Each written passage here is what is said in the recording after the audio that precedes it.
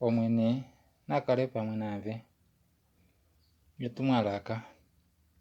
Ino pumbwa ongeleka. Okwashili ongeleka iloko afola ongeleka itaku vatelesha kefikilo loye laalushe. Ongeleka oyili ekengelelo linene lethimbo keshe, shaashi vanhu avadhiladhila kutya ngenge oveli oshilyo shongeleka otava kaya meulu. Osho oipupulo ya Satana. Eshi noshilonga ngele wafi moolike ongenge Jesus okweku shiva tuu nongenge okweku tambulako tuu. Owapumbwa okushivika ku Jesus. Ngele ngaasho ndele tofi otakatya kwove lyapo pwaame inandi kushiva.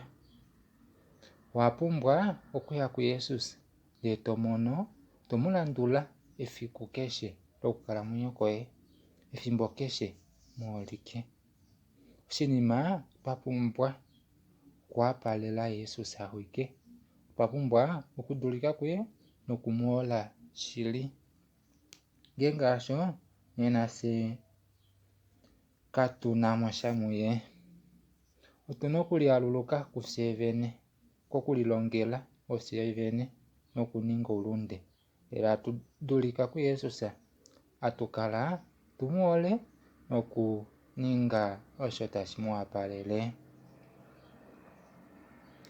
Ookuume wuukriste nookwangudulanduli wovakriste vakweni itagu kwafasha moolike. Ekwatathano letu lyopaumwene na Jesus olo lili tali holola kutya ohatu kaya muuwambo waKalunga pehulilo. Eendathano nuukwangudulanduli wetu ona Jesus. Ngenge oto landula Jesus owuna okutetako ookaume aveshe nomakwatathano ageshe ateku kutha po pu Jesus. Notokala ashike naava vemuhole, naava avemukongo nomutima awushe. Ngenge mweya pamwe otamu tukulilathana osho mwene emupa. Omaumbangi okololo yeshivo, eenjodhi nomamoniko muli mwapewa tamuli tungupo mekwatathano leni na Jesus nokuyilikana tamu mwiinyungamene moshili nomomeho. Akukala nethimbo lyokuninga eshi wahala. Olo endathano lolela laava vehole Jesus. Kaifi ondanisha nomaliafifo mongeleka. Owapumbwa okushiiva Jesus moolike. Naninge okukalamwenyo koye ethimbo alishe lyokukalathana koye nalikale ladhingolokwa pokati ku Jesus.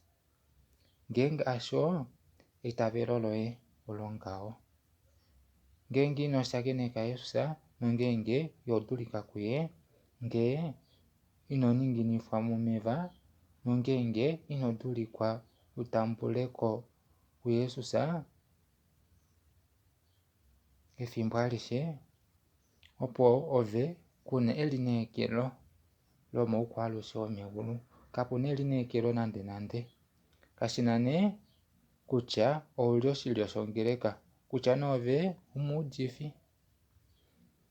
Ngenge ove ino shiiva Jesus na ineku shiiva no ineku wathela ethimbo alishe sigo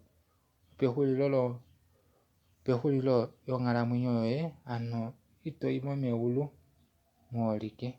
Shiiva Jesus ndele tomulandula esiku keshe lyokukalamwenyo koye sigo opehulilo lela. Omwene nekuyambeke.